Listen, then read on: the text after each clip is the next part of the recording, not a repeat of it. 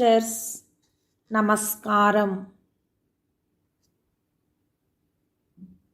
Supply plenty of prana to this planet and adjust. ఆత్మ విముక్తి part 3.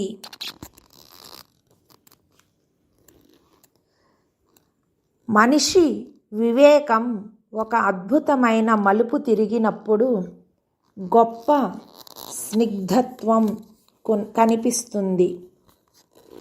అది వెన్నెలను మించిన చల్లదనం. దృష్టి పదాలకు అందనంత దూరాన ఆత్మ గుహలోకి పయనించడం జరుగుతుంది.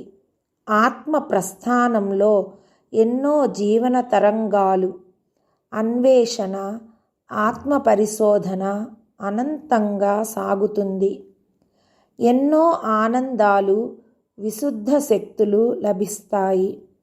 ధ్యానంలో ముందుకు పోయిన కొలది అంతా ప్రశాంతతే, అన్నీ ఆనందాలే, అన్నీ స్వాప్నిక భూములే.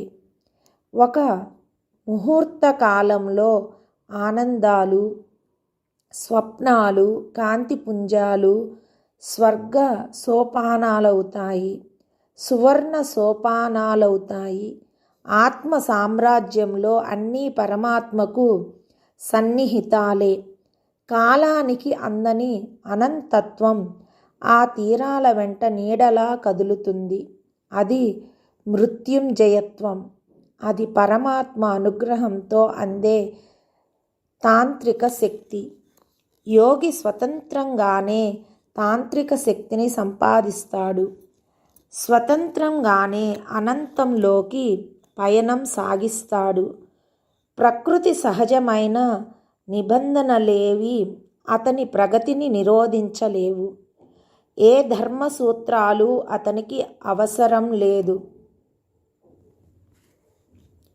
స్వధర్మాన్ని మించిన ధర్మం ఉండదు. ఎన్నో సంకేతాలు కలిస్తేనే విశ్వం. కొంతకాలం భ్రమలకు లోనై, ప్రాపంచిక సుఖాలకు లోనై జీవి పిచ్చి పనులు చేస్తుంది. అదే సంసార చక్ర భ్రమణం.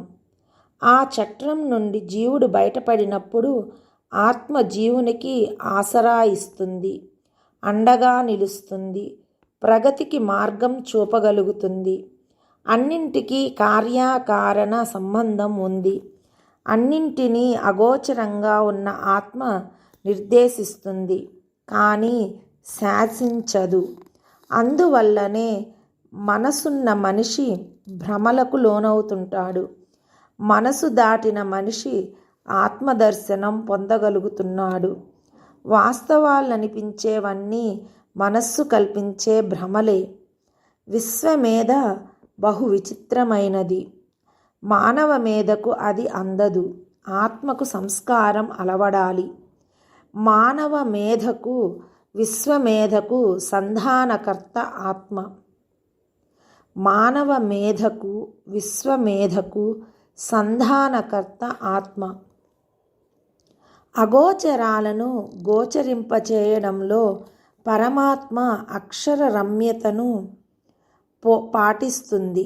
రూప, నామ, క్రియారహితమైన మూలతత్వమేదో అగాధాలలో ఉన్నట్లు తోస్తుంది. అది సంకల్పమే, ఆది సంకల్పమే సృష్టికి మూలాధారం. విశ్వ సంకల్పం ప్రకృతికి బీజం. ఆత్మ బీజమై సంకల్పం విశ్వంగా మారడానికి హేతువైంది. అందుకే విశ్వానికి వెనుక ఉన్నది ఆత్మ. అది విశ్వాత్మ. విశ్వవృక్షానికి వేల కొమ్మలు, రెమ్మలు. అది రోదసీ సీమల వరకు విస్తరిస్తుంది. సృష్టికి, జగత్తుకు సహాయంగా అనేక వాస్తవాలు రూపుదిద్దుకున్నాయి. పరమాత్మ అదృశ్యం కాగా మహత్తు నీడలో అమహత్తు రూపుదిద్దుకుంది.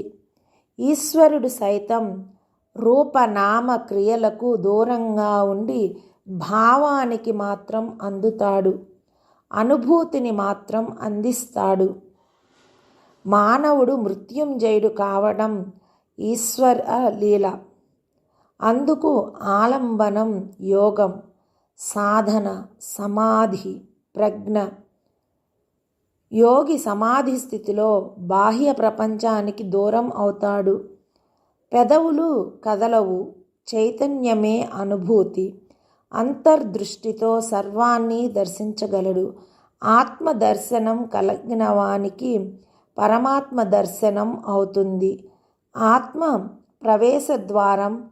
కామం నుండే కామ్యం ఉదయిస్తుంది. కామనలోంచి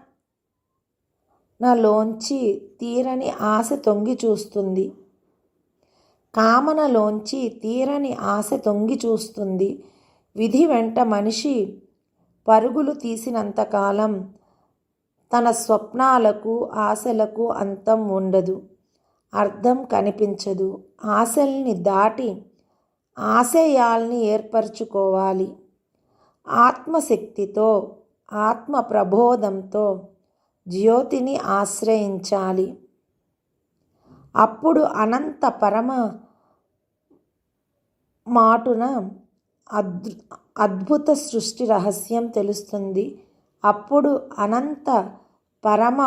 అద్భుత సృష్టి రహస్యం తెలుస్తుంది.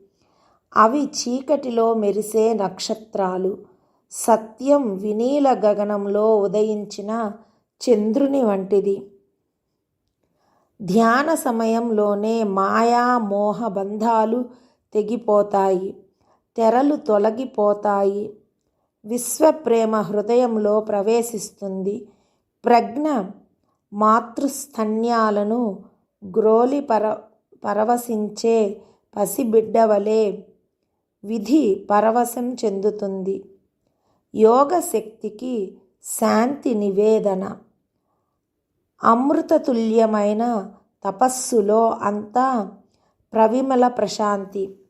కాలాన్ని అధిగమించగల సత్తా యోగికి ఏర్పడుతుంది. విశ్వ విరాట్ రూపాన్ని అంతర్దృష్టిలో దర్శించగలడు.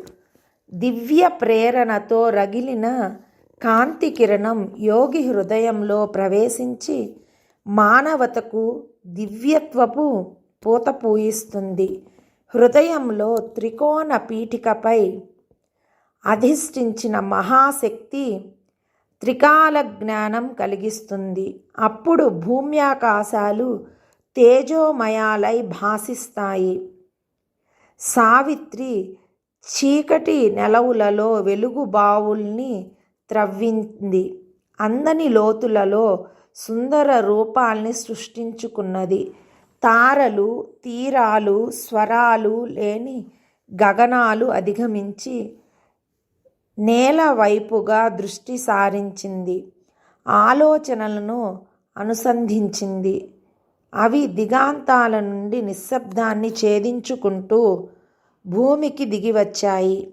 ఆమె హృదయానికి శుభ సందేశాన్ని అందించాయి. శూన్యంలో కదిలిన స్వప్న భావన ఆమె అభ్యంతర మందిరంలో ప్రవేశించింది. అక్కడ ఉన్నవన్నీ దివ్య సంపదలే. అంతరంగ ఉపచేతన పైన ఒక మణిదీపం వెలిగింది. ఆ కాంతిలో తన హృదయ కుహర సంపదల్ని, శక్తుల్ని గుర్తించింది. ఆ సంపదలు ఇంద్రియాలకు, ఇంద్రియ సుఖాలకు పనికిరావు. అయినా వాటిని చీకట్లు భద్రంగా రక్షిస్తుంటాయి.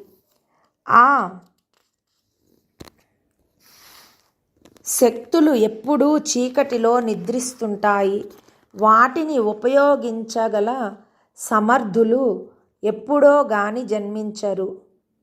ఉషస్సును తమస్సు గుండెల్లోనే దాచుకుంది. అయినా తొలి కిరణ ప్రసారం కోసం నిరీక్షించసాగింది. కిరణం వెంట తేజస్సు ప్రవేశిస్తుంది. లోకాల్లో వెలుగులు నింపుతుంది. ఈ కిరణాలు లోగడ అస్తమించినవే. ఇప్పుడు మళ్ళీ ఉదయిస్తాయి. ఈశ్వర సృష్టిలోని ఎన్నో శక్తుల్ని, సంపదల్ని, సౌందర్యాలను జగతి ఉపయోగించుకోలేకపోతున్నది. సృష్టి కార్యంలో అవి వ్యర్థంగా మిగిలిపోయి కాలగర్భంలో కలిసిపోతున్నాయి. అలా చీకటిలోకి జారిపోయిన మహాశక్తుల్ని చీకటి దేవతలు, క్షుద్ర శక్తులు తమ సొంతం చేసుకుంటాయి. ఎన్నో సంపదలు స్వప్న పేటికలలో నిక్షిప్తమై ఉన్నాయి. మన ఆశలకు, ఆకాంక్షలకు అందని దూరాలకు అవి పారిపోయాయి. అలా నిగూఢంగా నిక్షిప్తంగా ఉన్న శక్తులను, సిద్ధులను మనిషి ఉపయోగించుకుంటే అమరుడు కావచ్చు, మృత్యుంజయుడై శాశ్వతుడు కావచ్చు. ఆధ్యాత్మిక శిఖరాలపై వెలిగే దివ్య కిరణం నిశ్శబ్దపు లోయలలో దాగిన ప్రజ్ఞను ప్రభావితం చేస్తుంది. అప్పుడు సత్యం విలువ తెలుస్తుంది, పెరుగుతుంది. దివారాత్రుల పరివర్తనం అప్పుడే ప్రారంభమైంది. జీవితాశయం ఒక్కటే ప్రాపంచిక విలువల్ని పెంచుతుంది. ఒక సద్భావన, ఒక సత్యవచనం చాలు మనిషి మారడానికి. మానవ మేధస్సు ఏండ్లు పరిశ్రమించి గ్రహించే విజ్ఞానం కన్నా ఒక్క జ్ఞాన కిరణం మిన్న. అది సర్వాన్ని ఎరుకపరుస్తుంది. సర్వత్రా పరమాత్మ శక్తిని, ఈశ్వర లీలలను గుర్తించగల వివేకం, పరిజ్ఞానం అప్పుడు ఏర్పడుతుంది.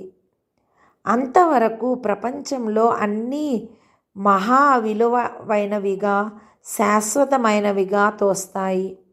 భూమి తన చుట్టూ తాను పరిభ్రమిస్తున్న ఒక గ్రహగోళమే కాదు, అది సజీవ గ్రహ ఖండం. నేలపైన కనిపించేవన్నీ నిర్జీవ పదార్థాలు, అశాశ్వతాలు కావు, శాశ్వతత్వానికి పునాదులు. ఏవీ నిరుపయోగంగా సృష్టించబడలేదు. వాటిని సద్వినియోగపరుచుకునే ప్రజ్ఞ మనిషికి కొరవడింది. లోకం యాంత్రికంగా సాగడం లేదు. దాని వెనుక పరమాత్మ ప్రమేయం ఉంది, పరబ్రహ్మ సంకల్పం ఉంది. ప్రతి రూపంతో పరమాత్మ అంశ, సంకల్పం, సందేశం దాగి ఉన్నాయి. కదిలే ప్రతి జీవిలోనూ పరమాత్మ సందేశాన్ని దర్శించవచ్చు, ఆత్మను దర్శించవచ్చు. సుందరమైన ప్రతి వస్తువులోనూ విశ్వ సౌందర్యం దాగి ఉంటుంది. కనువిందు చేసే ప్రతి వస్తువులోనూ జీవాత్మ చలనం ఉంది. అన్ని ఆత్మలలోనూ పరమాత్మ తనను చూచుకుంటుంది. అవి అన్నీ తన ప్రతినిధులేనని మురిసిపోతుంది. ఏదీ నిరర్ధకం కాదు. ప్రపంచంలో జరిగే ప్రతి పోరాటంలో, ఘర్షణలోని అకృత్యాన్ని పరమాత్మ గమనిస్తూ ఉంటుంది. మార్మిక విద్య అజ్ఞానపు ముసుగు ధరించడమే కారణం.